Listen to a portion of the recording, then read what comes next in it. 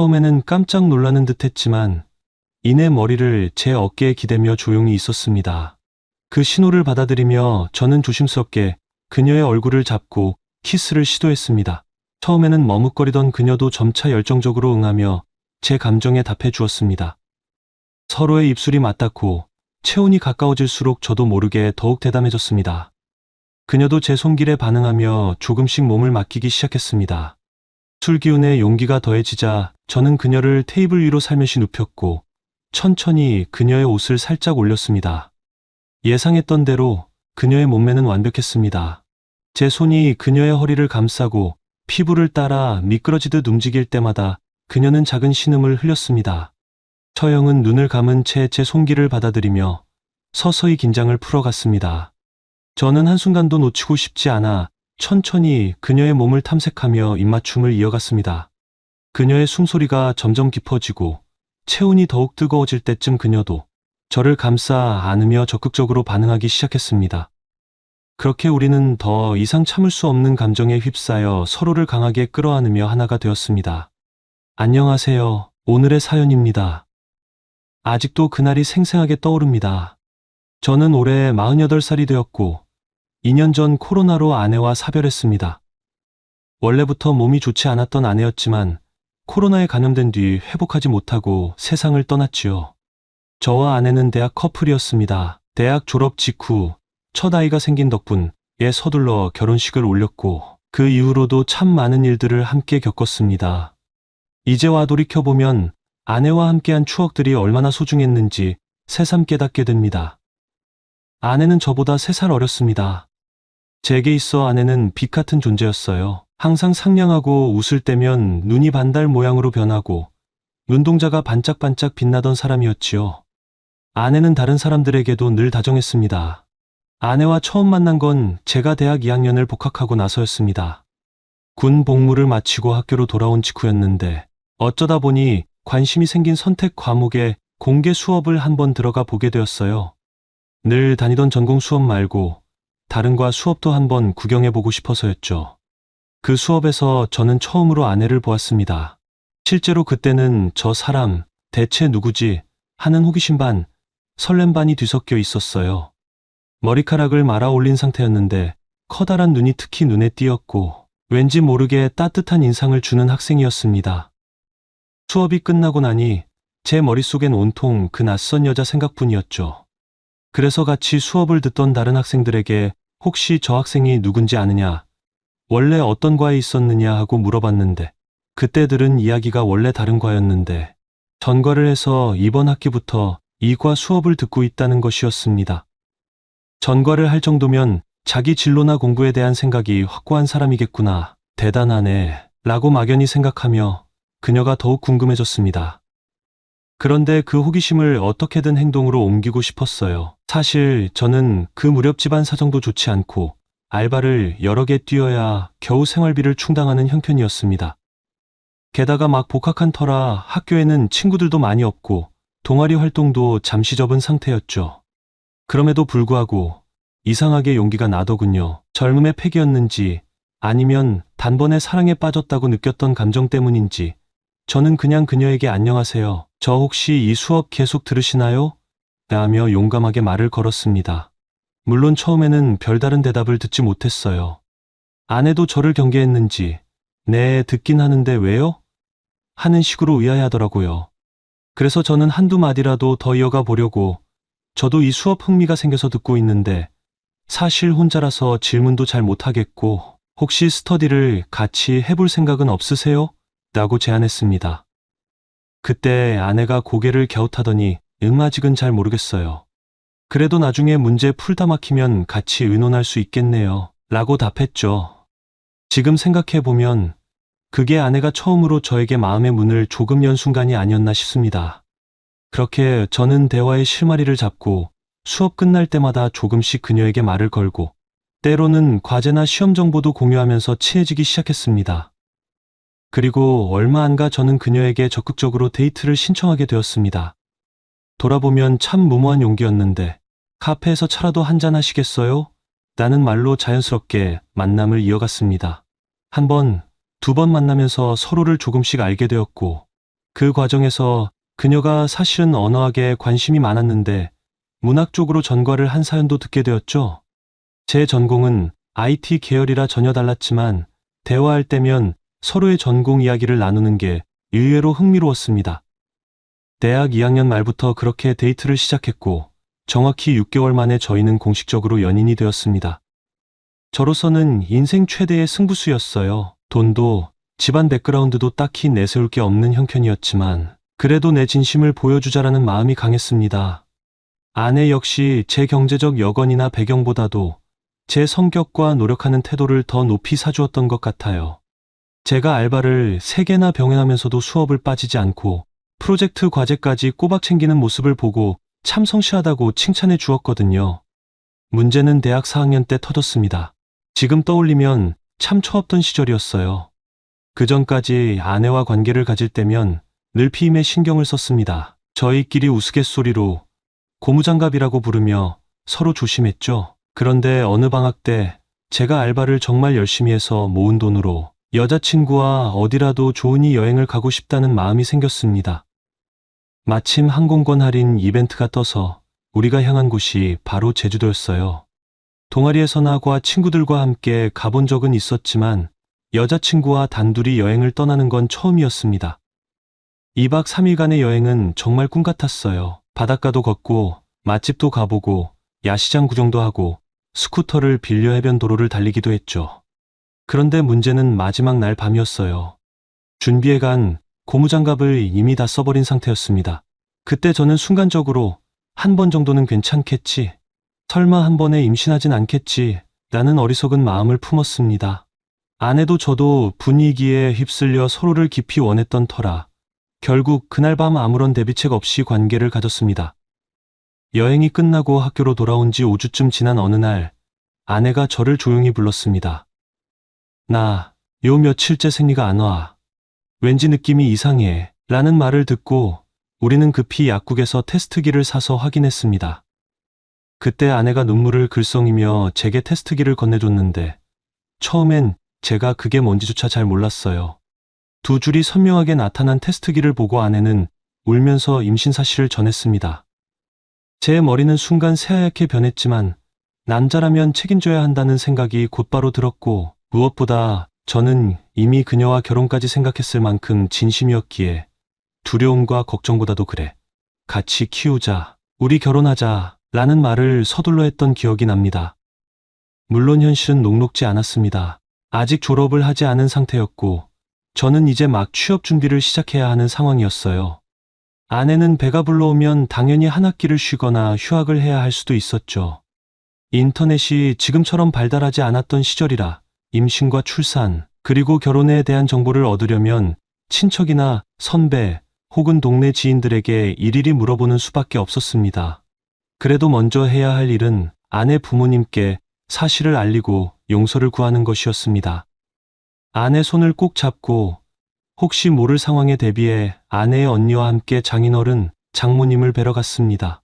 아내의 언니는 이미 졸업 후 취직해 일을 하고 있었고 상황 파악도 빨랐습니다.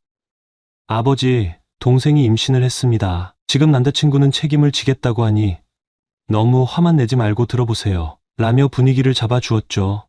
장인어른은 처음엔 노발대발하셨습니다. 자네 가진 게 대체 뭐가 있나? 집안 사정은 또 어떤가?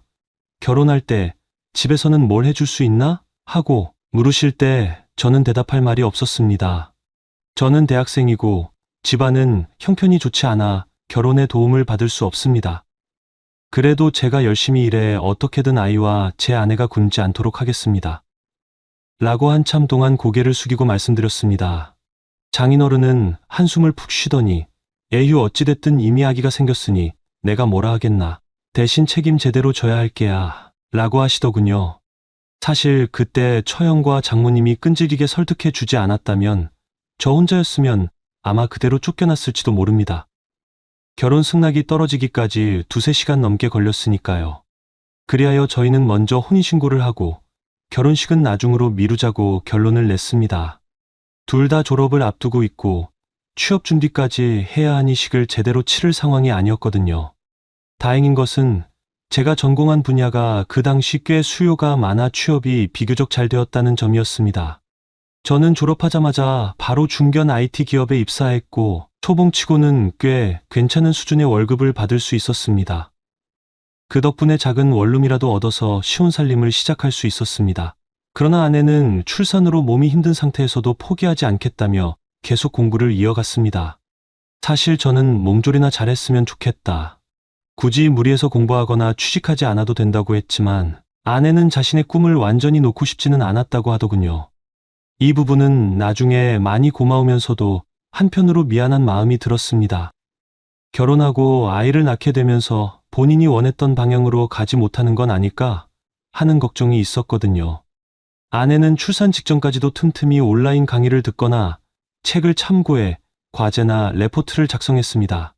주변에선 저 정도로 의지가 강하다면 분명 성공할 거다라고 응원했죠. 정말 감사하게도 처영이 같은 도시에서 살고 있었고 출산 전후로 아내를 많이 도와주었습니다. 초기에 입덧이 심할 때 식사도 제대로 못하고 병원이나 보건소를 오갈 때마다 처영이 함께 동행해 주었어요. 그렇게 첫째 아이가 태어났고 저희는 기쁨과 동시에 책임감, 그리고 현실적인 어려움도 함께 맛봤습니다.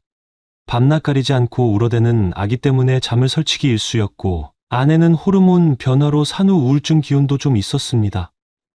그래도 저희는 서로 의지하며 하나씩 배우고 익혀나갔습니다. 아내가 같이 아이를 키운다는 게 이렇게 힘들고도 기쁜 일이었구나라고 가끔 웃으면 저도 우리가 잘하고 있지 하며 맞장구를 쳐주었죠. 그때 아내 표정이 참 편안하고 사랑스러웠습니다. 아이가 100일이 지날 무렵 처형도 결혼식을 올렸습니다. 그녀 역시 아이를 갖게 되었고 뱃속 아기가 저희 첫째와 나이 차이가 크지 않았어요. 그러다 보니 서로 육아 정보를 주고받고 함께 병원에 가기도 하면서 더욱 친밀해졌습니다. 어쩌다 처형 집에 놀러 가면 조카와 저희 아이가 비슷한 시기에 태어나다 보니 비슷한 제품의 분유나 기저귀를 같이 공동구매해 나눠 쓰기도 했지요. 처형 남편분도 좋은 사람이어서 함께 육아 이야기나 직장인의 애환 등을 나누며 서로 응원했습니다. 시간이 흐르고 아내가 조금씩 몸이 회복되자 이제 나도 무엇이든 해보고 싶다며 구직 활동을 시작했습니다. 솔직히 말하면 저는 아내가 너무 무리하지 않을까 걱정했어요. 회사 생활과 육아를 동시에 감당하기란 쉬운 일이 아니니까요. 그러나 아내는 주말마다 자격증 스터디를 하고 대학원 진학까지 생각해 볼 정도로 열정이 대단했습니다.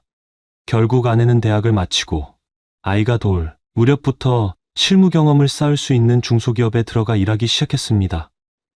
저는 야근이 잦았지만 그래도 월급이 조금씩 올라 안정적으로 가정을 이끌 수 있다는 것에 감사했어요. 그러다 둘째가 찾아왔습니다. 사실 첫째가 너무 어렵게 태어나고 육아가 얼마나 힘든지 이미 알고 있는 상태였기에 저희 둘 다 마음의 준비가 필요했어요. 하지만 우리는 이미 첫째를 길렀고 처형도 있으니 서로서로 도와가며 키우자는 긍정적인 마음으로 받아들였습니다. 결국 둘째를 출산하고 나서는 더 큰 집으로 이사해야 했는데 그 무렵부터 제가 조금씩 야근과 주말 근무를 늘려서 추가 수당도 많이 벌고 중간에 신용대출도 받아서 보증금을 마련했습니다. 아내에게 미안하다, 이사할 때 내가 제대로 못 도와줘서라고 할 때마다 아내는 우리 같이 잘 헤쳐나가고 있잖아. 괜찮아. 라며 저를 다독여 주었습니다. 그렇게 우리 가족은 하나둘 안정을 찾아갔고 아내는 회사에서 경력을 쌓아 조금 더 큰 기업으로 이직에도 성공했습니다. 취업 당시 한창 애둘 키우느라 정신없었는데도 면접 준비를 철저히 하더군요. 마지막에 회사 측에서 최종 합격 통보를 줬을 때 그날 밤 저희는 피곤한 줄도 모르고 조용히 잠들어 있는 아이들을 보며 우리가 그래도 여기까지 잘 왔다. 정말 대견하다. 고 서로를 격려했습니다. 이제 이야기를 2년 전으로 돌려야겠네요. 평온하던 일상이 코로나 사태로 인해 갑작스레 흔들렸습니다. 아내는 평소에도 면역력이 약하고 천식기가 조금 있었습니다. 조심해야 한다는 생각에 외출을 자제하고 재택근무를 최대한 활용했어요. 회사에서도 배려를 해주었고요. 그런데도 불행하게도 어느 날 갑자기 고열과 호흡곤란 증상이 찾아왔고 이번 이틀 만에 상태가 급격히 나빠졌습니다. 저 역시 바이러스에 감염되어 한동안 집에서 자가격리를 해야 했습니다. 아내의 병원에 함께 가보지도 못한 채 속수무책으로 상태가 악화되는 소식만 들어야 했습니다. 그리고 결국 아내는 코로나 합병증으로 세상을 떠났습니다. 그때 저는 정말 모든 걸 잃어버린 것 같았습니다. 아이들은 그나마 처형이 돌봐주었지만 제가 정신을 못 차리고 울며불며 힘들어하던 시기가 꽤 길었습니다. 문득문득 대학교 시절 처음 마주쳤던 공개 수업에서의 아내 모습, 장인어른 앞에서 무릎 꿇고 사정했던 순간, 첫 아이의 100일 때 찍었던 사진 등이 파노라마처럼 스쳐 지나갔습니다. 저와 아내가 청춘을 함께 보냈던 시간, 그리고 부모로서 함께 아이들을 키우던 지난날들이 얼마나 소중했는지 아내가 떠나고 나서야 더 절실히 깨닫게 되었죠. 처형은 저보다 1살 어립니다. 그런데도 저를 대할 때는 항상 든든함이 느껴졌어요. 외모나 신체 조건을 비교하면 농담 삼아 우리 집안의 좋은 유전자는 동생이 다 가져갔다고 처형이 곧잘 말하곤 했습니다. 사실 아내가 키도 좀 더 크고 얼굴 생김새가 조금 더 화사한 편이었거든요. 그렇다고 처형이 매력이 없다는 이야기는 절대 아닙니다. 처형도 키가 160은 훌쩍 넘고 얼굴형이 예쁜 계란형에다 수수한 듯 하면서도 밝은 미소가 인상적이죠. 주변 사람들을 잘 챙기고 어떤 일이든 앞장서서 해결하려 드는 모습이 있달까요. 아내와 제가 결혼하기 전부터 처형은 이미 직장 생활을 하면서 사회 경험을 꽤 쌓았던 터라 저와 아내가 학교를 졸업하고 결혼을 준비할 때도 여러 가지 실질적인 조언을 해주었습니다. 예를 들면 혼수나 예물보다 둘이 처음 살 집의 계약 조건이 더 중요하다고 알려준다든지 막상 결혼식 날 정신없을 테니 미리 체크리스트를 만들어 두라고 하는 식이었죠. 저는 그때 아직 취업한 지 얼마 안 된 신입사원이었고 아내는 임신으로 몸이 무거울 때였기 때문에 둘 다 어떻게 해야 좋을지 막막했습니다. 그런 상황에서 처형이 세세하게 도와준 덕분에 저희가 큰 불편 없이 결혼 생활을 시작할 수 있었습니다. 아내가 첫째를 임신했을 때 저는 회사에 적응하느라 야근도 잦았고 신경 쓸 것이 정말 많았습니다. 물론 아내 곁을 지켜주고 싶었지만 현실은 녹록지 않았죠. 집안일을 도와주고 싶어도 체력도 시간도 달렸습니다. 그때 처형이 가끔 집에 들러서 임산부가 너무 배달 음식만 먹으면 안 된다며 직접 끓인 미역국이나 영양, 반찬 등을 챙겨주곤 했습니다. 심지어 장을 봐 와서 냉장고까지 정리해주고 갔던 기억이 납니다. 아내가 입덧 때문에 힘들어할 때는 처형이 출근 전이나 퇴근 후에 들러 잠깐이라도 집안 청소를 도와주었다니까요. 첫째가 태어났을 땐 더욱 정신이 없었죠. 초보 부모인 저나 아내는 반나절 없이 우는 아기 앞에서 우왕좌왕할 수밖에 없었습니다. 그럴 때마다 처형이 병원에서 배운 육아 정보를 전해주기도 하고 자신이 이미 육아를 먼저 경험한 직장 동료들에게 물어본 팁을 공유해주기도 했습니다. 제게는 그 조언 하나하나가 눈부신 빛 같았습니다. 특히 모유 수유나 분유 수유를 병행해야 할 때 얼마 간격으로 수유를 해야 하는지, 트림은 어떻게 시키는 게 좋은지 같은 소소한 부분까지도 알려줬죠. 사실 처음에는 나도 잘 몰라라고 말하던 처형이었는데 막상 아기가 태어나고 보니 온갖 정보를 부지런히 찾아다 주더군요. 시간이 흐르고 저희 아이가 한참 뒤집기를 하거나 기어다닐 때쯤 처형도 결혼을 하게 되었습니다. 처형 남편이 같은 회사 동료였습니다.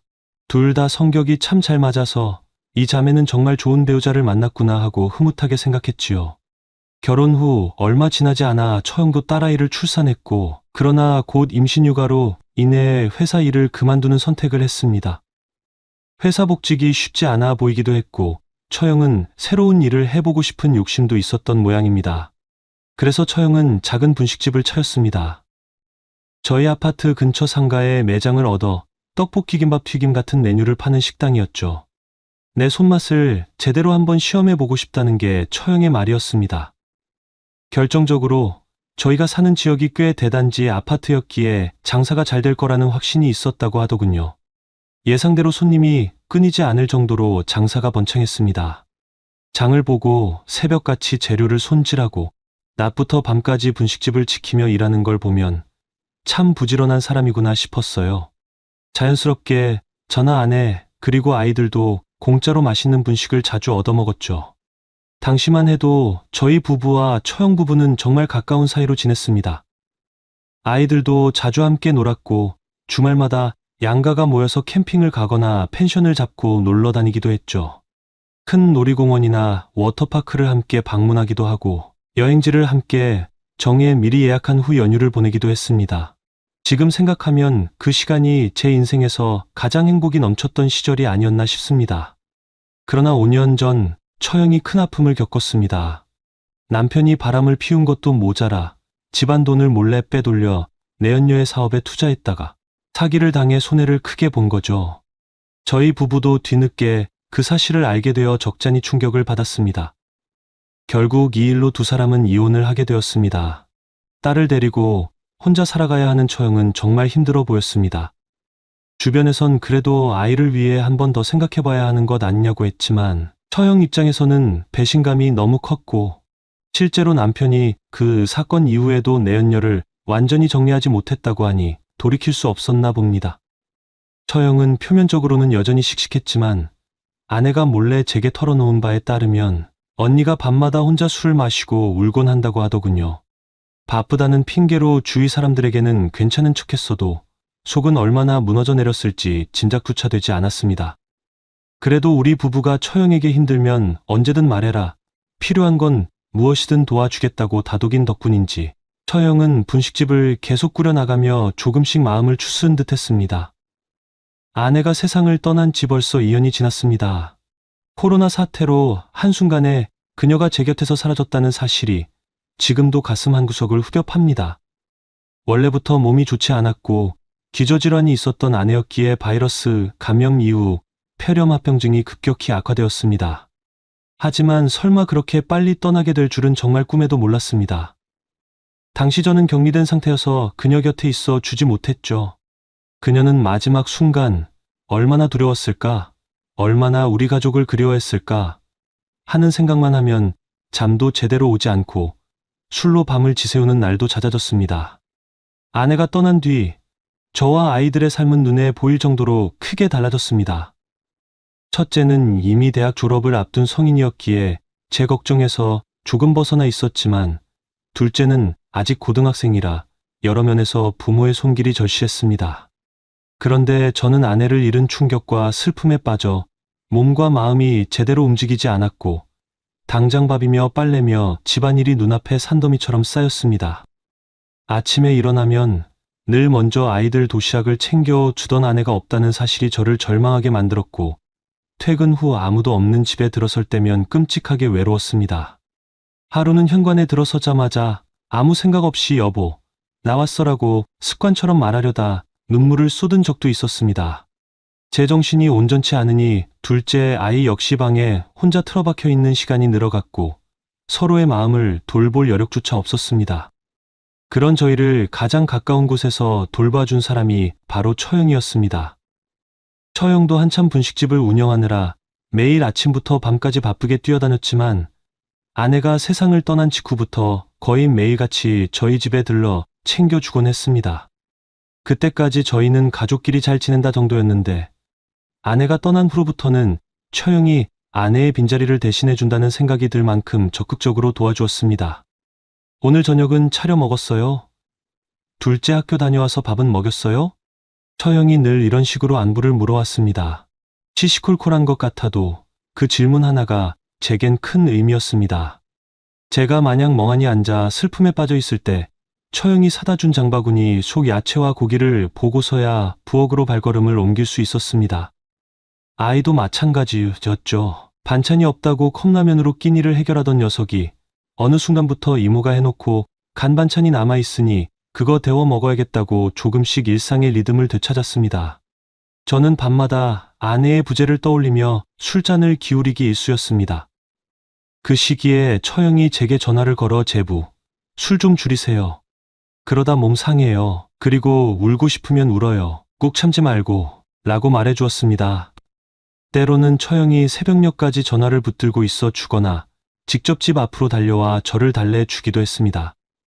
두말할 것 없이 둘째 아이가 힘들어할 때도 처형이 일일이 얘기를 들어주고 아이가 말문을 열지 못하면 차분히 기다려주면서 얘야 힘들 때 이모가 있으니 언제든 얘기해라고 해주곤 했죠. 처형은 분식집을 통해 생활비를 벌어 딸을 키우면서도 아내가 입원했을 때는 병원에서 간병 도우미처럼 아내를 돌봐주기도 했습니다. 대단한 책임감과 성실함이 있었기에 저와 아내가 늘 그녀를 신뢰했고 가까이 지냈죠. 하지만 아내가 세상을 떠난 이후로 저와 처형의 관계는 이전보다 훨씬 개인적이고 밀접한 방향으로 발전했습니다. 아내가 떠난 직후 저는 잠도 제대로 못 잤습니다. 자정 무렵 침대에 누워도 눈만 감으면 아내의 모습이 떠올라 가슴이 미어졌습니다. 마지막 순간 그녀는 얼마나 두려웠을까? 내가 옆에 있었으면 조금이라도 안심할 수 있었을 텐데 하는 후회와 자책감이 저를 짓눌렀고 결국 저는 술 없이는 버티기 어려웠습니다. 그 무렵 처형이 옆동으로 이사를 왔습니다. 아내가 남긴 유품들을 저 혼자서 처리하기도 힘들어하니 처형이 그럼 내가 형부 집 가까이에서 지내며 자주 도와줄게요라고 결심한 것입니다.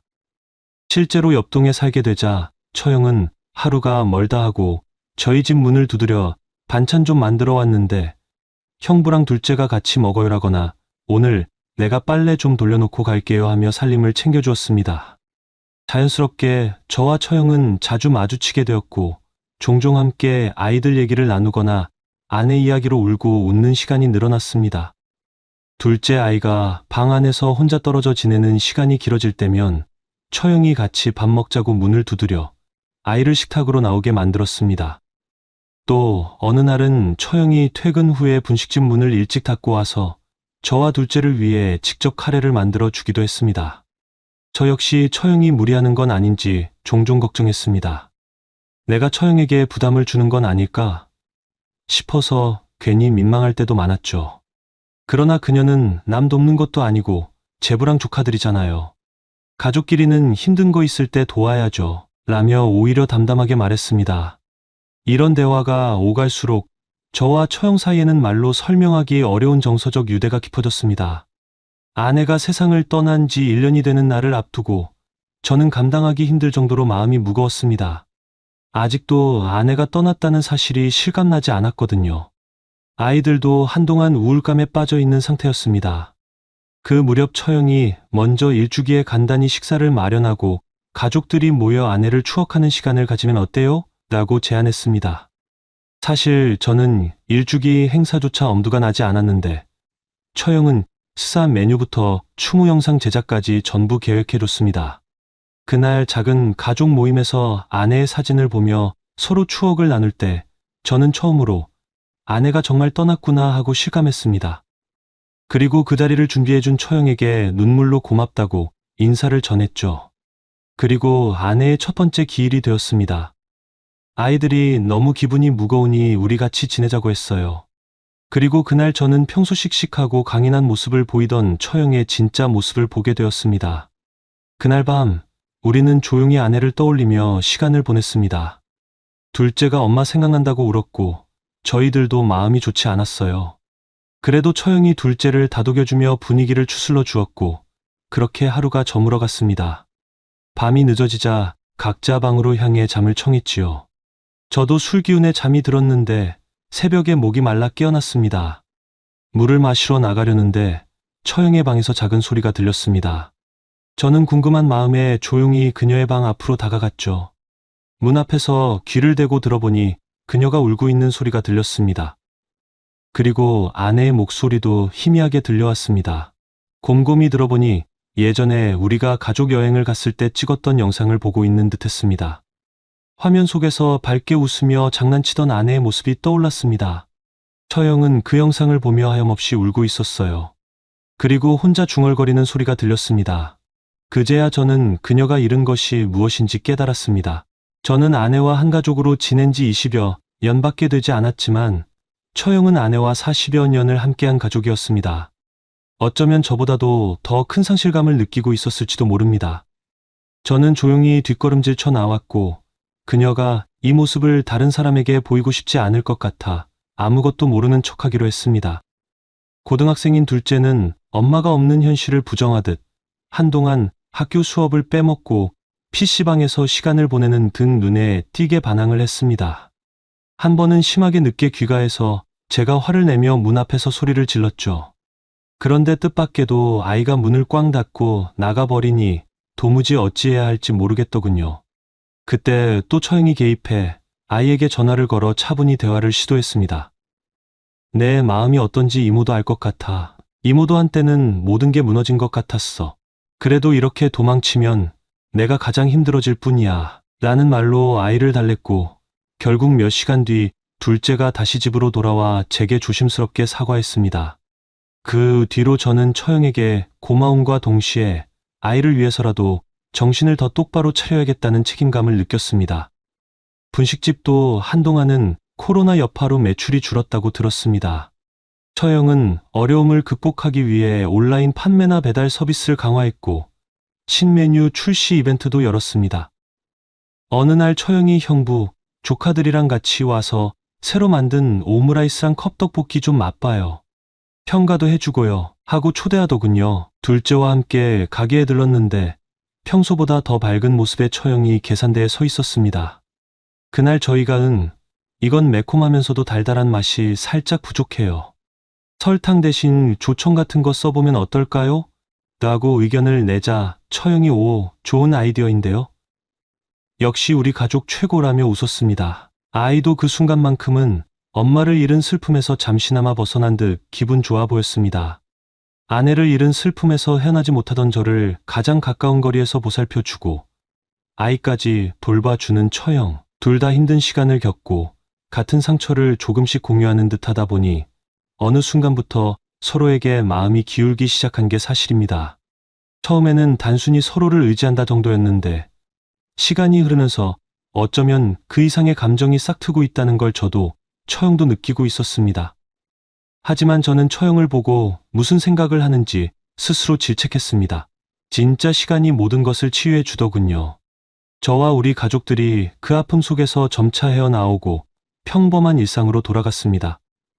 하지만 일상 속에서 처형이 점점 아내의 빈자리를 채워주면서 저도 모르게 그녀를 의지하게 되었습니다.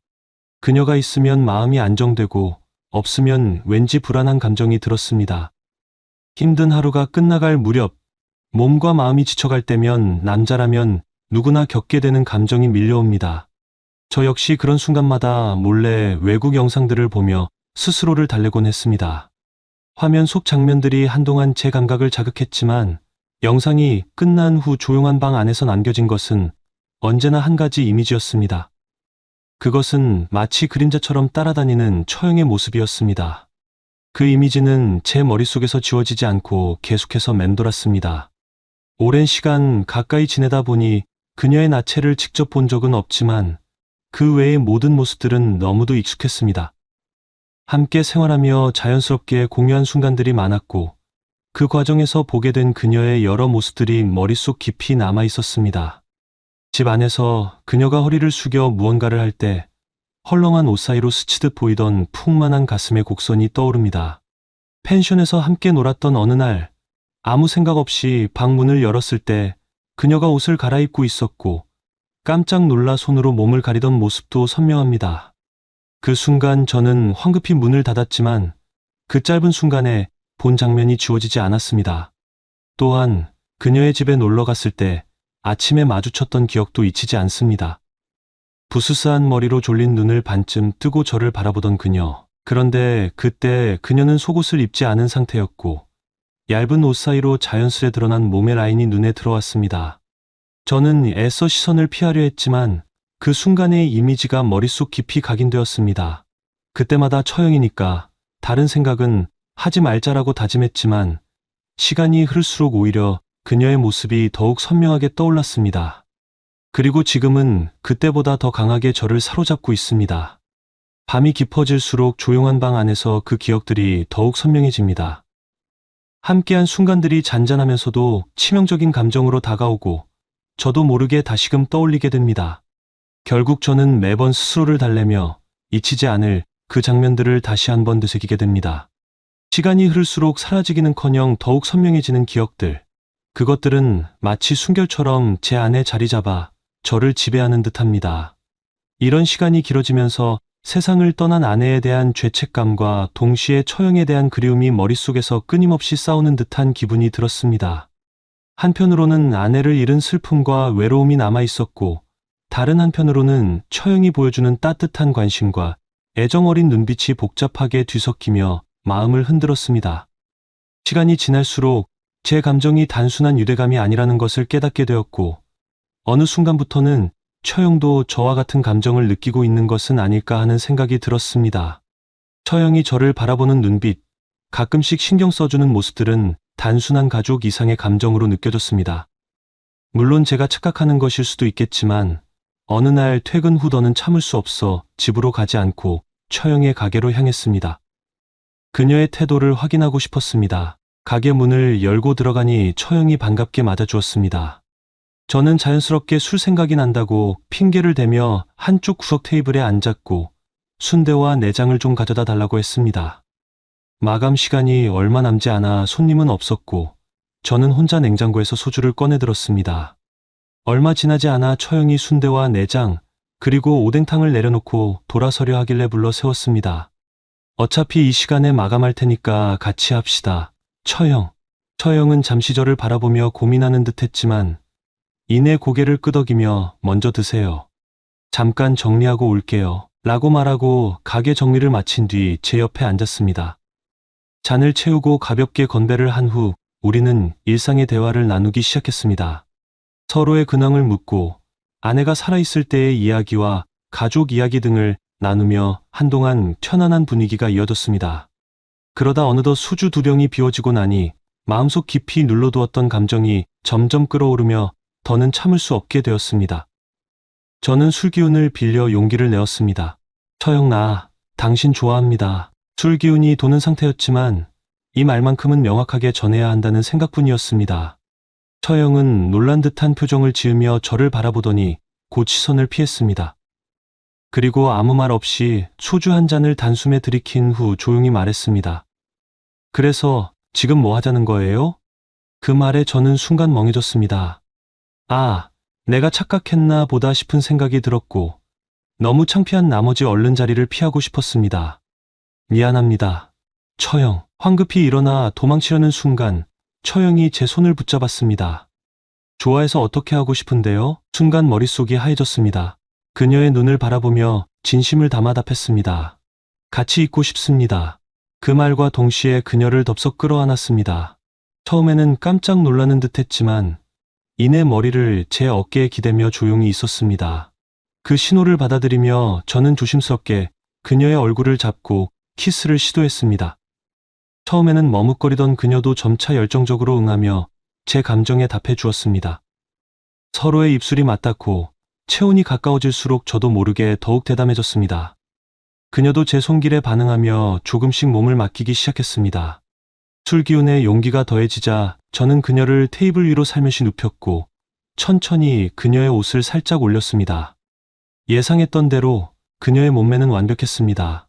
제 손이 그녀의 허리를 감싸고 피부를 따라 미끄러지듯 움직일 때마다 그녀는 작은 신음을 흘렸습니다.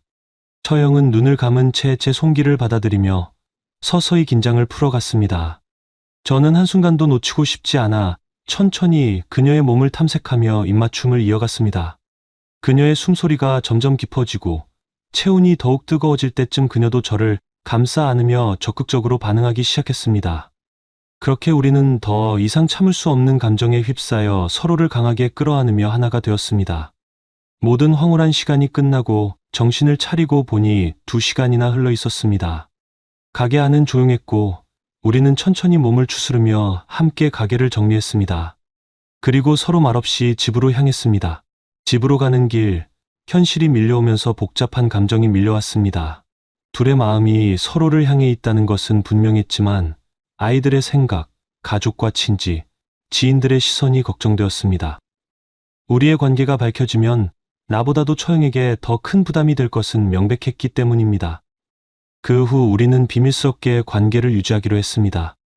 서로의 상처와 외로움을 달래기 위해 때로는 처형의 집에서, 때로는 모텔에서, 때로는 가게에서 혹은 제 자동차 안에서 우리는 매번 서로에게 약속한 뜻처럼 열정을 쏟아부었습니다. 처형의 집에서는 평소와 다른 특별한 시간이 흘렀습니다. 조용한 오후, 창문으로 들어오는 부드러운 햇살과 은은한 향초 냄새가 어우러진 거실에서 우리는 커피 한 잔을 나누며 담담한 이야기를 시작했습니다. 그러나 시간이 흐르면서 두 사람 사이에 피어오른 감정은 말 그대로 고요한 폭풍처럼 몰아쳤습니다. 거실 한켠에 마련된 소파 위에서 서로의 눈빛이 마주치는 순간 저는 조심스레 손을 내밀어 처형의 얼굴을 어루만졌습니다. 그녀 역시 미소로 응답하며 가까이 다가왔고 두 사람의 숨결이 하나로 섞이자 잔잔한 대화는 잊혀지고 서로에 대한 갈망이 한껏 커져만 갔습니다. 그날 오후 처형의 집 안에서는 오랜 상처가 녹아내리는 듯한 부드러운 키스와 포옹이 오갔고 그 모든 순간이 서로의 마음을 더욱 단단하게 이어주었습니다. 또한 우리는 모텔에서도 만남을 이어갔습니다. 외부의 시선으로부터 완전히 벗어난 어두운 복도와 은밀한 객실 문 너머에서 우리는 마치 세상과 단절된 듯한 프라이빗한 공간에서 사랑을 나누었습니다. 모텔의 조명이 흐릿하게 비추는 침대 위에서 서로의 온기가 차곡차곡 쌓여가는 느낌은 마치 잃어버린 시간의 조각들을 되찾는 듯했습니다. 침대 시트 위에 남은 부드러운 촉감과 침묵 속에 서로의 숨소리가 들려오는 그 순간마다 저는 처형의 아픈 기억과 제 슬픔이 조금씩 씻겨 내려가는 것을 느꼈습니다. 그날 밤 모텔 방 안에서는 달콤한 키스와 부드러운 손길이 서로의 몸을 탐닉하며 우리가 잊고 지내던 순수한 열정과 사랑의 기쁨을 다시 한번 일깨워 주었습니다. 또 다른 만남의 장소는 처형의 가게였습니다. 사람들의 시선이 닿지 않는 늦은 밤, 가게 안은 조용한 정적에 휩싸여 있었습니다. 우리는 남몰래 창고 근처의 한 구석에서 하기로 했습니다. 어둡고 적막한 그 공간에서 서로에 대한 갈망은 더욱 진하게 피어났습니다. 저는 가게의 한켠에 조용히 마련된 의자에 앉아있던 처형에게 다가가 손끝으로 그녀의 팔을 쓰다듬으며 부드럽게 속삭였습니다. 그 순간 우리는 서로의 온기를 느끼며 감춰두었던 욕망이 한순간에 터져나오는 것을 막을 수 없었습니다. 가게의 차가운 벽돌 냄새와 대비되는 따뜻한 우리의 숨결이 어우러지면서 짧은 시간 동안 그곳은 오로지 우리만의 은밀한 안식처가 되어 주었습니다. 또한 때로는 제 자동차 안에서 만남을 갖기도 했습니다. 도심의 한적한 골목이나 밤거리를 달리는 차 안은 마치 도시의 소음과 불빛 속에서 숨겨진 작은 세계와 같았습니다. 자동차 시트에 기대어 서로의 체온을 느끼며 가로등 불빛 아래서 이루어지는 키스와 포옹은 말로 표현하기 어려운 은밀한 낭만을 선사하였습니다. 차창 밖으로 스쳐 지나가는 도시의 풍경은 순간 잊혀지고 우리 둘만의 시간이 영원히 지속되는 듯한 착각에 빠지게 만들었습니다. 그 안에서 우리는 서로의 아픔을 위로하며 단 한순간이라도 현실의 무게를 잊고 온전히 사랑에 빠져들 수 있었습니다. 이렇듯 우리는 다양한 장소에서 서로의 열정을 나누며 단순한 육체적 만남을 넘어 마음 깊은 곳의 상처를 어루만지는 특별한 시간을 보냈습니다. 때로는 처형의 집에서 잔잔한 음악과 함께 오붓하게 사랑을 속삭였고, 때로는 모텔에서 세상 모든 소란스러움을 잊은 채 순수한 욕망에 몸을 맡겼습니다. 가게의 조용한 한켠에서는 서로의 존재만이 전부인 듯한 은밀한 만남을 즐겼으며, 제 자동차 안에서는 도시의 불빛 아래에서만 느낄 수 있는 짜릿한 자유를 만끽하였습니다. 그녀는 자신이 이혼한 후 오랜 시간 동안 마음 한구석이 텅 비어 있었다고 말씀하셨습니다. 나 역시 아내가 떠난 후 홀로 지낸 시간들이 너무 길어 공허함에 빠져 있었기에 서로에게서 위안을 얻는 일이 마치 필연처럼 느껴졌습니다. 서로에 대한 미안한 감정과 슬픔이 겹쳐 있었지만 그 속에서 우리는 서로의 상처를 조금이나마 어루만지며 다시 살아갈 힘을 얻고자 했습니다. 처형은 하늘에서 우리를 축복해 준다면 이렇게라도 서로를 위로할 수 있지 않을까요? 라는 말로 우리만의 믿음을 나누었고, 저는 그 말에 깊이 공감하며 우리의 사랑을 더욱 단단하게 만들었습니다. 어느 날 처형은 조용한 목소리로 말했습니다. 이 상태로 지내는 것도 나쁘지 않은 것 같아요. 저 역시 고개를 끄덕이며 동의하였습니다. 우리가 언제까지 이렇게 지낼지는 알 수 없지만 당분간은 누구에게도 말하지 않고 은밀하게 서로의 상처를 감싸 안으며 하루하루를 살아가기로 약속했습니다. 시간이 흐를수록 우리는 서로에게 더 깊이 빠져들었습니다. 아무도 모르는 우리의 관계가 영원히 감춰질 수 있을까? 언젠가 사람들이 알아채는 순간이 올 수도 있지 않을까? 혹여라도 아이들이 우리가 나누는 감정을 이해하지 못한다면 어떻게 해야 할까? 이런 현실적인 고민들이 불현듯 밀려올 때마다 우리는 깊은 한숨을 쉬며 서로를 바라보았습니다. 하지만 고민이 아무리 깊어져도 우리의 선택은 결국 한 가지였습니다. 시간이 흐르는 대로 서로를 사랑하며 의지하자. 서로가 있는 이 순간이 가장 소중하고 가장 진실되다고 믿었기 때문입니다. 우리는 언제까지 이렇게 지낼지 모릅니다. 언젠가 우리 사이의 관계가 밝혀지는 날이 올지도 모릅니다. 하지만 그때까지 우리는 이 사랑을 비밀스럽게 지켜나갈 것입니다. 서로의 존재에 기대며 서로의 따뜻한 온기에 의지하며 우리는 오늘도 사랑을 이어갑니다. 그 사랑이 우리에게 더 큰 아픔이 아닌 조금이라도 위로가 되어 주기를 바라면서 오늘의 사연은 여기까지입니다. 재미있게 보셨다면 구독, 좋아요, 알림 설정 부탁드립니다. 감사합니다.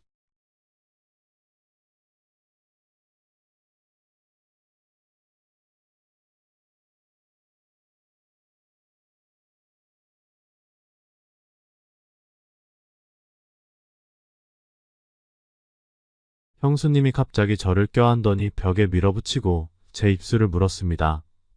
약간 아팠지만 더 강한 쾌감이 느껴졌습니다. 놀라서 눈을 크게 뜨고 상황을 이해한 후 저는 형수님을 껴안고 주도권을 잡았습니다.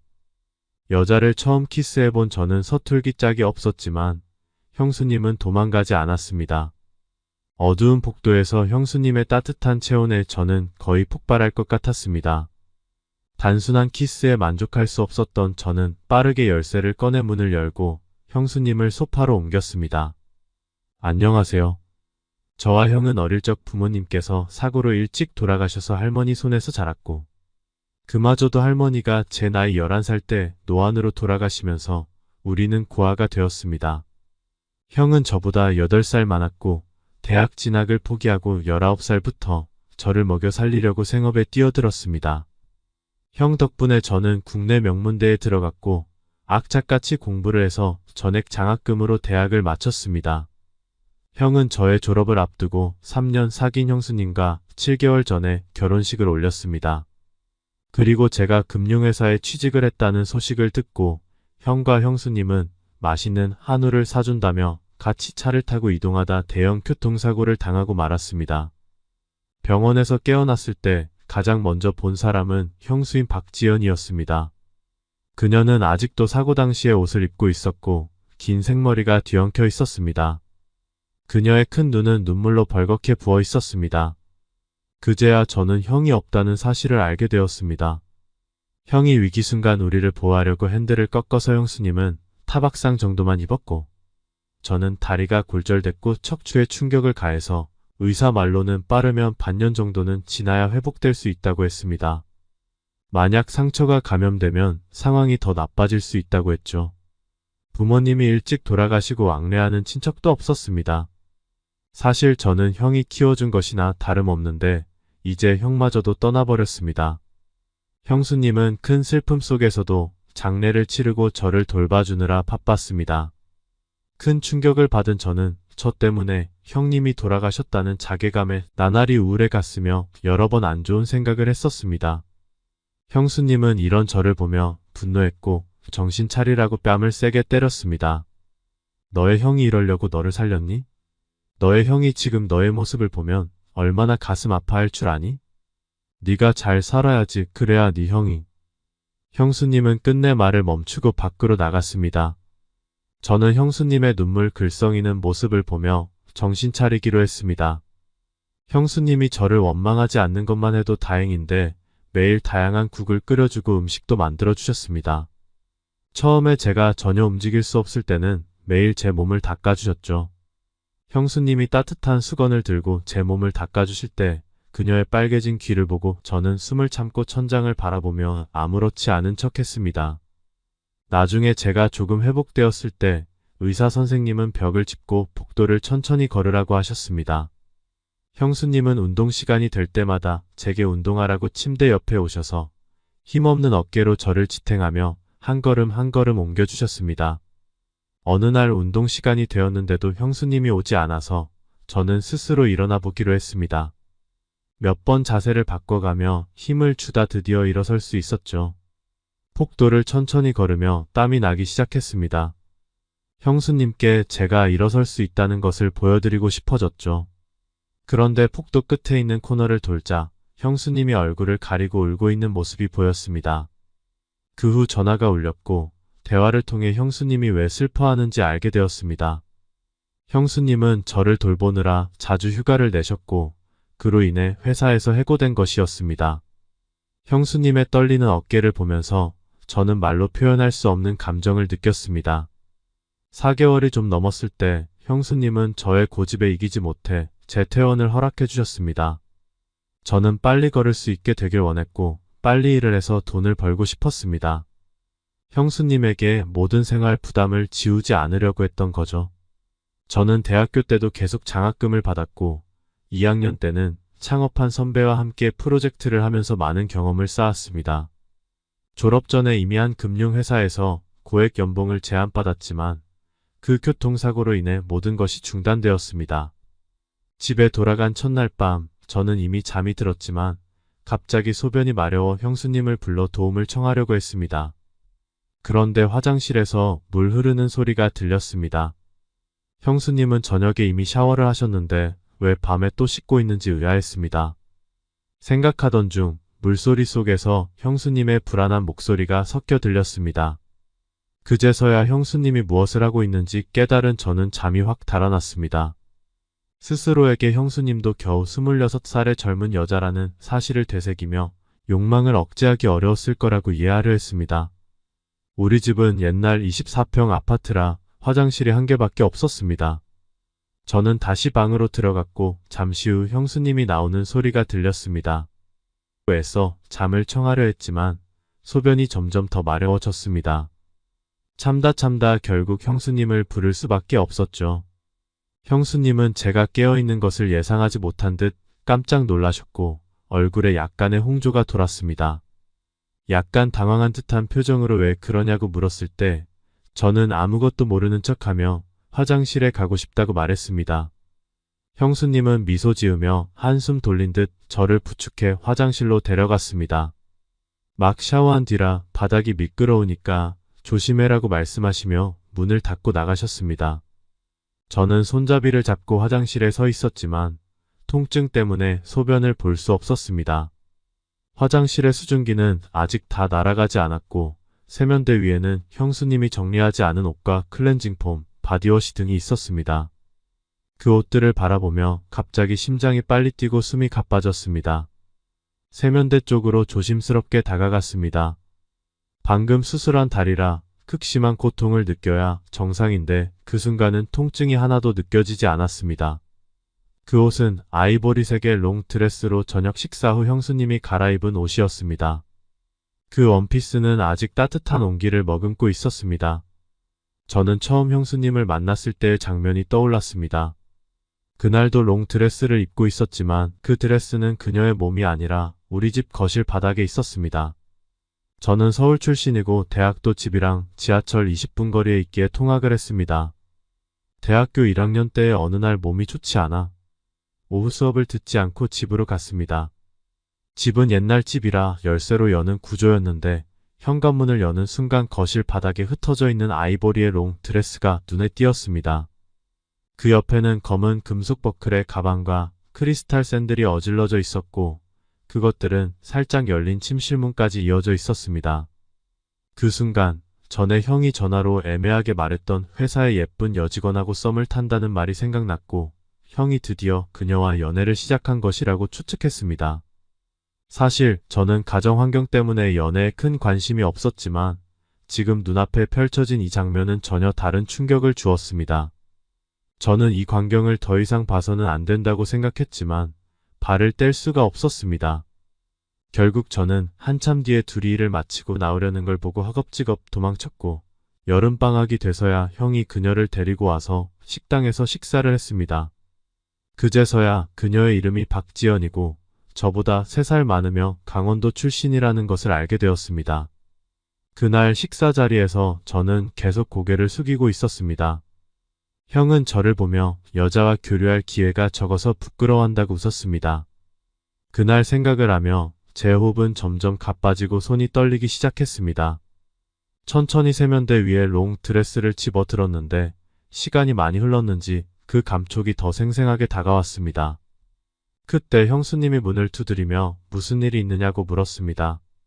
저는 당황해서 서둘러 정리를 하려다 그만 발이 미끄러져 바닥에 넘어지고 말았습니다. 형수님은 소리를 듣고 바로 문을 열고 들어왔습니다. 저는 생각할 틈도 없이 고통에 신음하며 바닥에 누워 있었습니다. 형수님은 조심하라고 했잖아. 어쩌다가 넘어졌어. 너한테 무슨 일이라도 생기면 나중에 내 형한테 뭐라고 말하겠어. 라고 말하며 저를 일으켜 세워주었습니다. 저는 그 말에 순간적으로 멍해졌습니다. 형수님은 형을 정말 사랑했습니다. 형이 세상을 떠난 후에도 형수님은 기꺼이 저를 돌봐주셨습니다. 저는 이 상황이 너무나도 난처하고 당황스러웠습니다. 저는 어색함을 감추기 위해 고통스러워 말을 못하는 척할 수밖에 없었습니다. 형수님은 그런 저를 보고 눈물이 나려 했고 급히 저를 부축해 병원으로 향했습니다. 다행히 큰 문제는 없었지만 입원해서 치료를 받아야 했습니다. 퇴원 후 저는 겨우 혼자 걸을 수 있게 되었지만 의사들은 아직도 많은 휴식을 취하라고 했습니다. 특히 사람이 많이 모이는 곳은 피하라고 했죠.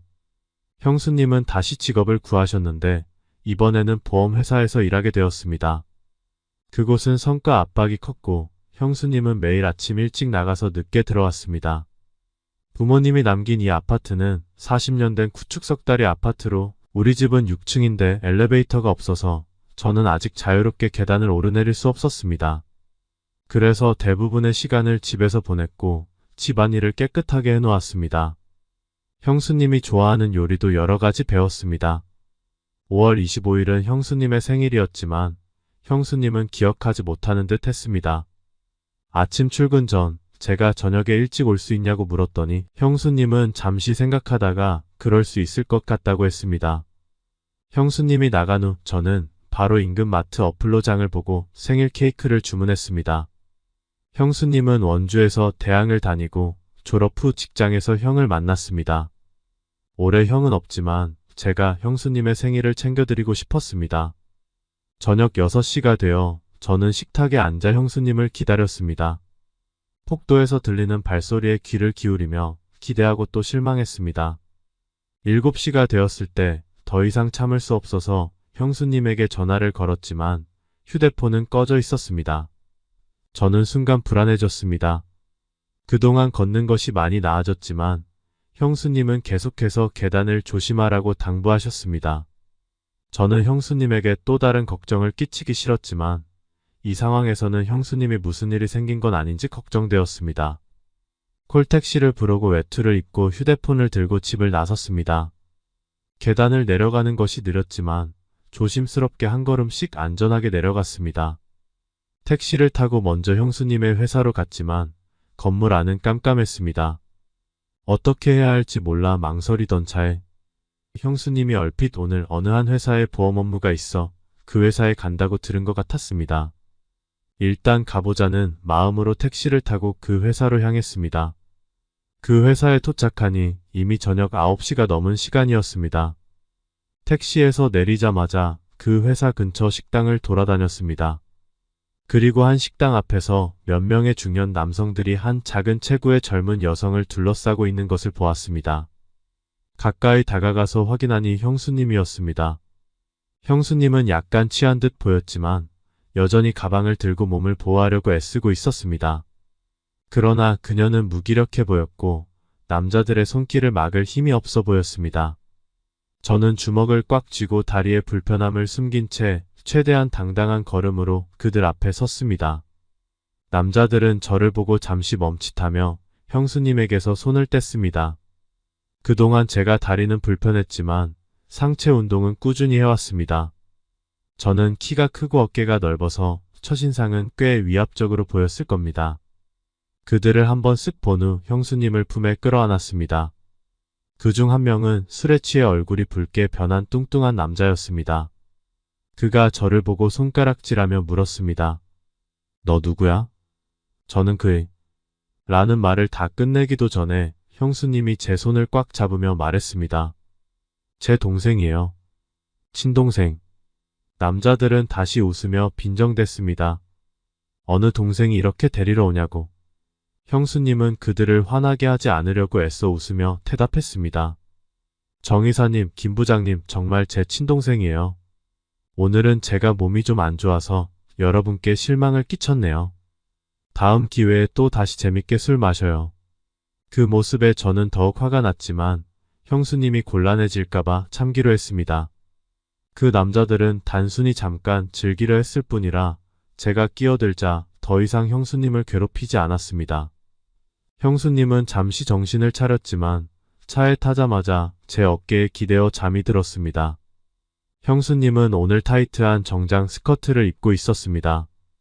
치마는 짧아서 앉으면 더 위로 올라갔습니다. 형수님은 지금 제 품에 기대어 몸을 기울이고 있었고 그 긴 다리가 제 기억 속의 이미지와 겹쳐졌습니다.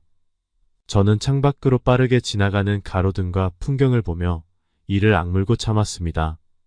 아파트에 도착해 형수님을 부축하며 계단을 한 걸음씩 올라갔습니다. 집 앞에 도착해 열쇠를 찾고 있을 때 형수님이 갑자기 저를 껴안더니 벽에 밀어붙이고 제 입술을 물었습니다. 약간 아팠지만 더 강한 쾌감이 느껴졌습니다. 놀라서 눈을 크게 뜨고 상황을 이해한 후 저는 형수님을 껴안고 주도권을 잡았습니다. 여자를 처음 키스해본 저는 서툴기 짝이 없었지만 형수님은 도망가지 않았습니다. 어두운 복도에서 형수님의 따뜻한 체온에 저는 거의 폭발할 것 같았습니다. 단순한 키스에 만족할 수 없었던 저는 빠르게 열쇠를 꺼내 문을 열고 형수님을 소파로 옮겼습니다. 밤이 깊어가고 저는 샤워를 마치고 나왔습니다. 형수님은 소파에 멍하니 앉아 있었고 테이블 위에는 생일 케이크와 거의 다 타버린 촛불이 있었습니다. 저는 만족감에 넘쳐 형수님 곁에 앉아 그녀를 품에 안고 말했습니다. 오늘은 당신 생일이에요. 이 음식들은 내가 직접 만든 건데 이제 다 식어버렸네요. 내일 다시 만들어줄게요. 촛불 저녁 식사가 분위기를 살린다고 해서 촛불도 샀어요. 내 다리는 거의 다 나았어요. 오늘 전에 오라던 회사에 연락했어요. 다음 주 월요일부터 출근하기로 했어요. 연봉도 전에 이야기했던 것과 같고 저는 형수님 앞에서 손가락으로 연봉 액수를 표시했습니다. 형수님은 눈을 내리깔고 여전히 멍한 표정을 짓고 있었습니다. 저는 그녀의 얼굴을 들어 올려 이마에 키스하며 말했습니다. 이제 더 이상 고생하지 않아도 돼요. 앞으로 제가 지켜줄게요. 저는 더 이상 형수님을 형수님이라고 부르고 싶지 않았습니다. 비록 제 마음속에 걸림돌이 있었지만 억눌러 왔던 감정은 결국 이 지점까지 이르게 되었습니다. 그녀는 제가 처음으로 갈망을 느낀 여자였고 저를 떠나지 않은 유일한 여자였습니다. 그녀는 제 인생에서 가장 사랑하고 돌봐주고 싶은 사람이었습니다. 그녀가 과거에 누구였든 상관없었습니다. 형수님은 제 품에서 벗어나며 정신을 차리기 시작했습니다. 그녀는 천천히 옷을 입기 시작했고 모든 불을 켰습니다.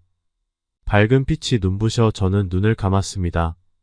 형수님은 테이블 위에 음식을 오랫동안 바라보다가 눈물을 머금고 말했습니다.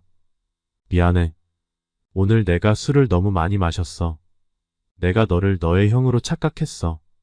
저는 그녀가 저녁에 돌아오지 않은 것에 대해 사과하는 줄 알았고 웃으며 손을 흔들며 말했습니다. 괜찮아요. 다 지나갔어요. 하지만 형수님은 제 말을 끊으며 말했습니다. 내가 말하는 건 오늘 내가 술에 취해서 너를 너의 형으로 착각해서 실수를 했다는 거야. 그 순간 마치 머리에 얼음물을 부은 것처럼 온몸이 얼어붙었습니다. 형수님은 오늘 일은 없었던 걸로 하자. 이제 너도 거의 나았으니 내가 더 이상 돌볼 필요는 없을 것 같아. 이젠 나도 이 집을 떠날 때가 됐어. 라고 말했습니다. 그녀가 이사 간다는 말을 듣고 저는 벌떡 일어났습니다. 거절당하는 것보다 형수님의 떠남을 더 받아들일 수 없었습니다. 저는 양심을 속이고 말했습니다. 형수님 죄송해요. 다 제 잘못이에요. 제가 절제하지 못했어요. 앞으로는 주의를 기울일게요. 형수님 제발 떠나지 말아요. 저의 애원과 설득 끝에 형수님은 결국 떠나지 않았습니다. 새 회사에 적응하는 동안 상사와 동료들도 저를 잘 챙겨주었습니다. 첫 월급을 받았을 때 저는 퇴근 후 슈퍼마켓에서 장을 보고 백화점에서 형수님에게 어울릴 만한 젊은 여성 스타일의 목걸이를 샀습니다. 집에 도착하니 형수님은 발코니에서 빨래를 걷고 있었습니다. 그녀는 제가 장을 본 것을 보고 놀라며 물었습니다. 오늘 무슨 날인데 이렇게 많은 장을 봤어? 저는 기뻐하며 그녀를 보며 말했습니다. 형수님, 오늘 첫 월급을 받았어요. 손 더럽히지 마세요. 제가 할게요. 형수님이 도와주려 했지만 저는 그녀를 주방 밖으로 내보내고 요리를 시작했습니다. 식사 시간에 저는 월급 카드와 목걸이 상자를 그녀 앞에 놓으며 말했습니다. 오늘 처음으로 월급을 받았어요. 생일 때 챙겨주지 못해서 미안해요. 앞으로 제 돈은 형수님이 관리해 주세요. 이 목걸이는 비싸지 않아요. 이거 사느라 돈 낭비했다고 하지 마세요, 형수님. 형수님은 눈물을 흘리며 아무 말 없이 고개를 끄덕였습니다. 저는 그녀가 울음을 멈추길 기다리며 계속 음식을 그녀에게 건네주었습니다. 알았어. 내가 잘 보관할게. 나중에 내가 결혼할 때 써야 할 돈도 내가 맡아둘게. 형수님, 저는 여자친구 사귀지 않을 거예요. 너는 훌륭하니까 분명 좋은 여자를 만나게 될 거야. 저는 그 당시 형수님이 떠나기로 결심했을 줄은 꿈에도 몰랐습니다. 다음날 퇴근하고 집에 돌아왔을 때 형수님이 집에 없다는 것을 알게 되었습니다. 그녀의 모든 물건도 사라져 있었습니다. 전화를 걸었지만 번호는 이미 없는 번호로 변경되어 있었습니다. 저는 그녀의 흔적을 찾기 위해 집안을 헤매었지만 남겨진 것은 단지 XX 날 잊어줘라는 6글자가 적힌 메모지 한 장뿐이었습니다. 형수님을 찾기 위해 미친 듯이 헤매었지만 그녀는 마치 세상에서 사라진 것처럼 흔적도 없이 사라졌습니다. 그녀는 그녀의 본가에도 돌아가지 않았습니다. 시간이 지나면서 저는 그녀가 떠났다는 사실을 받아들일 수밖에 없었습니다. 그 후 저는 모든 에너지를 일에 쏟아부었습니다. 실적이 월등히 뛰어나다 보니 2년 만에 팀장 자리에 올랐고 1년 후에는 부서장로 승진했습니다. 연봉은 몇 배로 뛰었고 도심의 34평 아파트도 한 채 구입했습니다. 하지만 저는 여전히 이 오래된 24평짜리 집에 사는 것을 더 좋아했습니다.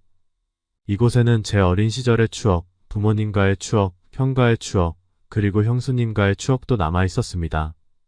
그날 밤 어두운 폭도에서 형수님이 발끝을 들어 키스하던 그 느낌을 잊을 수가 없었습니다. 형수님을 얻었던 그 순간의 기쁨은 아직도 마음 깊숙이 남아 있습니다. 그녀는 이 집을 위해 모든 것을 바쳤지만 아무것도 요구하지 않고 떠났습니다. 마치 우리 형제 곁에 와서 이 어려움을 함께 이겨내기 위해 존재했던 사람 같았습니다. 형수님은 참 좋은 사람이었습니다. 이 몇 년 동안 저는 여러 여자들과 사귀어 보려 했지만 그중 단 한 명만 제가 먼저 다가간 사람이었습니다. 그녀의 이름은 김채원이었고 우리 회사의 영업사원으로 지원했을 때 처음 만났습니다. 그녀는 긴 생머리에 옅은 화장을 하고 있었는데 순간 형수님인 줄 착각했습니다. 그리고 저는 그녀에게 시선을 빼앗겼습니다.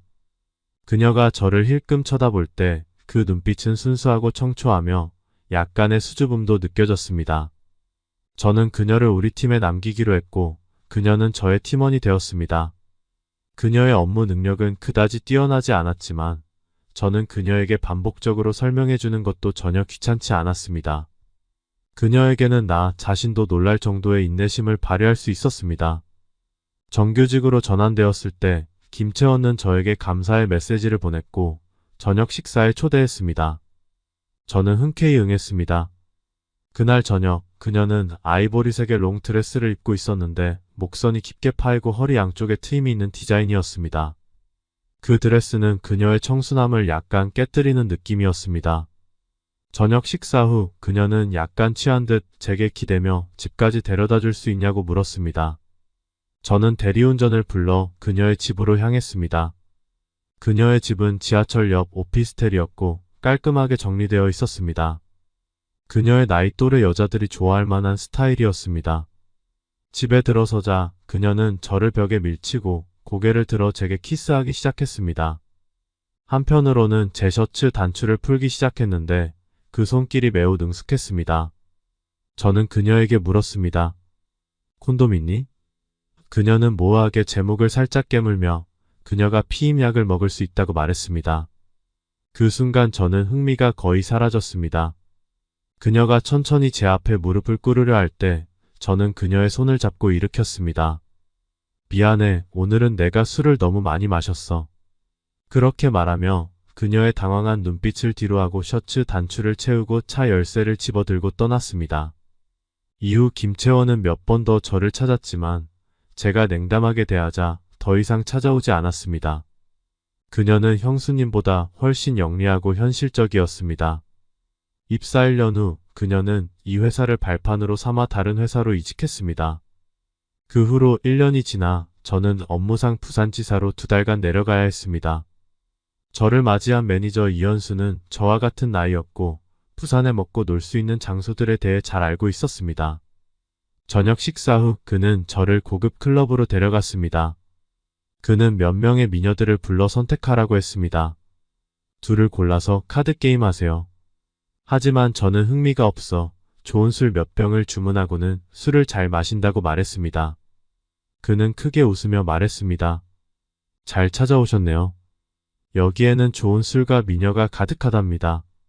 그러면서 술 판매 매니저를 불러주겠다고 했습니다. 술을 소개하는 매니저로 형수님이 들어온 것입니다. 형수님은 슬릿이 깊게 파인 드레스를 입고 머리를 단정하게 올리고 깨끗한 화장을 하고 있었습니다. 그녀는 우아하고 세련되어 보였습니다. 형수님과 저는 서로를 보고 잠시 멍해졌습니다.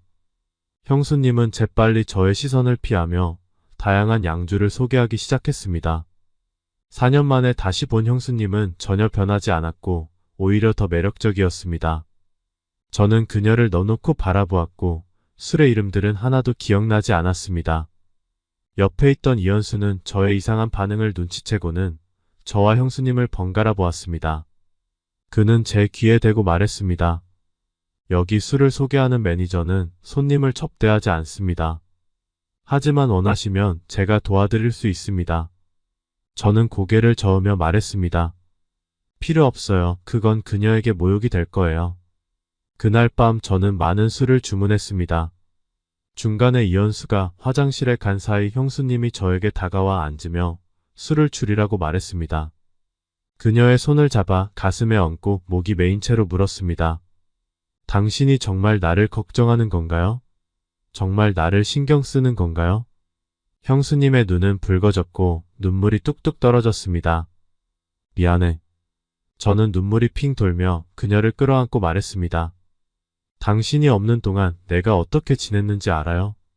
당신이 떠난 후 내가 얼마나 힘들었는지 알아요? 형수님은 더 많이 울기 시작했습니다. 나와 함께 가요. 나와 결혼해요. 우리 함께해요. 형수님은 고개를 저으며 계속해서 싫다고 했습니다.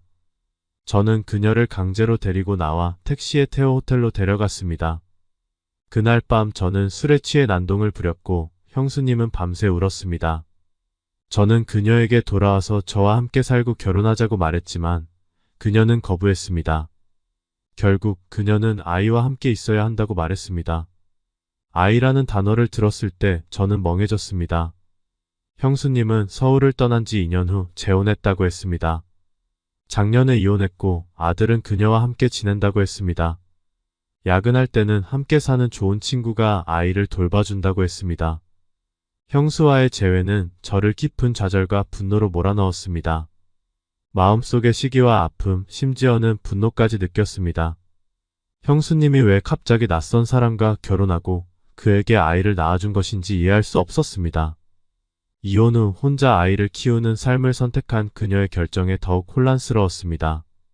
그 남자는 형수님에게 아무것도 주지 않았습니다. 그러나 그는 형수님과 법적으로 인정받는 부부였습니다. 반면 저는 아무리 노력하고 성공해도 형수님의 눈에는 언제나 철없는 아이로 보였습니다. 형수님은 제 경솔한 행동을 한 번도 혼내지 않았지만 더 이상 진전하려 하지 않았습니다. 얼마 후 저는 고등학교 동창 모임에 참석했습니다. 저는 반에서 꽤 성공한 편이라 저를 아부하려는 사람들이 많았습니다. 저는 지루해져서 담배를 피우기 위해 밖으로 나갔습니다. 담배를 피우던 중 평소 저와 말이 별로 없던 승우가 내려와 담배를 피우기 시작했습니다.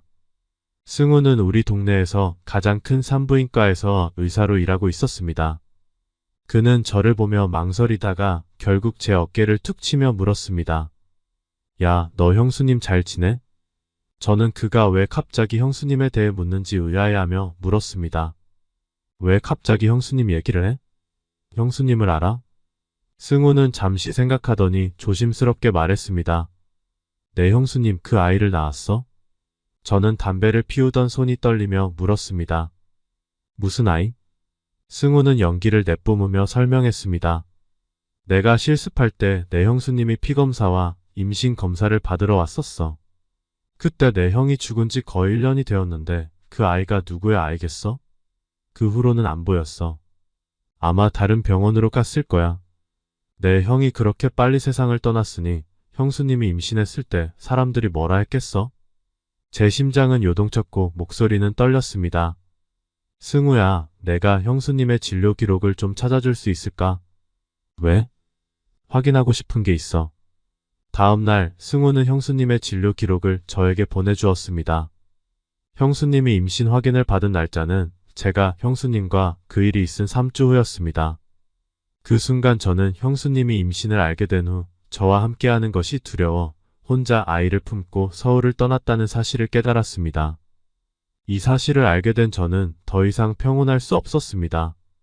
가장 빠른 비행기를 타고 부산으로 향했습니다. 이연수를 통해 형수님의 전화번호와 주소를 알아냈습니다. 부산에 도착했을 때 도시의 불빛이 화려하게 빛나고 있었습니다. 형수님이 살고 있는 아파트 단지에 도착했을 때는 저녁 시간이었고 아파트 단지 놀이터에서 애들이 뛰어노는 소리가 들려왔습니다. 9층에 도착해 문을 두드리자 한참 후에야 5살 정도 되어 보이는 남자아이가 문을 열었습니다. 그 아이의 얼굴은 형수님과 매우 닮아 있었습니다. 어린 시절에 제 사진을 본 적이 있다면 그 아이가 저를 더 닮았다고 느꼈을 것입니다. 주방문이 열리고 형수님이 앞치마를 두른 채로 급히 나왔습니다. 그녀의 얼굴에 놀라움과 당황스러움이 엿보였습니다. 형수님은 급히 뒤돌아 머리를 정리하는 척하며 마음을 진정시켰습니다. 형수님은 저를 집 안으로 초대하며 식사를 조금만 더 기다려 달라고 했습니다. 아직 2가지 요리가 더 남아있다고 했습니다. 저는 형수님에게서 눈을 뗄 수 없었습니다. 그녀가 이 아이를 혼자 키우며 얼마나 힘들었을지 상상하기 어려웠습니다. 저는 주방으로 들어가 셔츠 소매를 걷고 채소를 썰기 시작했습니다. 제가 능숙하게 칼을 다루는 모습을 본 형수님은 몇 번이나 저를 몰래 쳐다보다가 눈이 마주치자 어색하게 웃으며 말했습니다. 넌 점점 능숙해지는구나. 집안일도 잘하고 나중에 내 아내는 정말 행복할 거야. 마지막 요리를 마치며 형수님은 주방이 좁다며 저를 밖으로 내보냈습니다. 저는 거실로 가서 바닥에 널려있는 장난감들과 앉아있는 아이를 보았습니다. 그 순간 묘한 만족감이 밀려왔습니다. 낯설고 비현실적이지만 오랜만에 집 같은 느낌을 받았습니다. 저는 아이 앞에 앉아 이름을 물었습니다. 이름이 뭐니? 아이의 대답은 김은우였고 은우는 고개를 갸우뚱하며 물었습니다. 아저씨, 엄마의 남자친구죠? 저는 잠시 멍해졌다가 웃으며 대답했습니다. 너는 내가 엄마의 남자친구처럼 보이니? 은우는 고개를 끄덕이며 진지하게 말했습니다. 네, 아저씨는 괜찮아 보여요. 엄마의 남자친구가 될 수 있을 것 같아요. 저는 아무 말도 하지 않았습니다. 지난번에는 너무 성급하게 행동해 형수님을 놀라게 했지만 이번에는 천천히 다가가려고 했습니다. 형수님에게 충분한 시간을 주고 싶었습니다. 은우는 제가 대답하지 않자 입을 삐죽이며 커다란 눈동자에 눈물이 그렁그렁 맺혔습니다. 며칠 후에 유치원 운동회가 있는데 선생님이 아빠랑 엄마가 같이 오라고 했어요. 그런데 저는 아빠가 없어서 포대 점프에 참가할 수 없어요. 우리 반 친구들이 다 저를 놀려요. 이 말을 듣고 제 마음이 아팠습니다. 은우를 무릎에 앉히고 눈물을 닦아주며 물었습니다. 포대 점프가 뭐니? 은우는 포대 점프가 어른과 아이가 함께 포대에 들어가 뛰는 경기라고 설명했습니다. 이 종목은 주로 아빠들이 참가한다고 했습니다. 저는 은우에게 구체적인 활동 시간을 물어본 후 약속했습니다. 그럼 내가 그날 같이 가줄게요. 어때? 은호의 눈이 반짝이며 긴 속눈썹 위에 작은 물방울이 맺혔습니다. 정말요? 너무 좋아요. 그럼 제가 아빠라고 불러도 돼요? 이때 형수님이 국을 들고 나왔습니다. 은우의 말을 듣고 형수님의 얼굴은 창백해졌습니다. 은우, 그런 말 함부로 하면 안 돼. 형수님의 엄한 목소리에 은우는 깜짝 놀라며 울음을 터뜨렸습니다. 나도 아빠가 필요해요. 다른 친구들은 다 아빠가 있는데 나만 아빠가 없어요. 형수님은 입술을 꽉 다물고 국을 내려놓고 등을 돌리며 울기 시작했습니다. 그날 저녁 식사는 침묵 속에 이루어졌습니다. 밥을 다 먹고 나서 은우는 제가 씻겨주었습니다. 아이는 피곤해서 금방 잠이 들었습니다. 형수님은 여전히 주방에서 설거지를 하고 있었습니다. 저는 주방으로 들어가 그녀에게 다가가 손에 있는 접시를 받아들며 말했습니다. 내가 할게요. 형수님은 접시를 놓지 않고 고개를 숙인 채 저를 보지 않았습니다. 형수님, 은우를 씻기는 건 이제 저한테 맡겨요. 그는 남자아이니까요. 계속 형수님이 씻겨주는 건 적절하지 않아요. 형수님은 잠시 침묵했습니다. 저는 이 기회를 틈타 물을 잠그고 형수님의 손을 잡았습니다. 형수님이 움찔했지만 저는 더 단단히 잡았습니다. 형수님, 강요하지 않을게요. 하지만 은우는 제 아들입니다. 그를 돌보고 함께할 권리와 의무가 있어요. 우리 이제 서울에 있지 않아요. 여기서는 우리 관계를 아는 사람이 없어요. 결혼하지 않더라도 당신과 은우를 돌보고 싶어요. 형수님은 눈물을 머금고 저를 바라보며 마침내 진실을 털어놓았습니다. 사실 지금까지 한 말들은 다 거짓말이었어.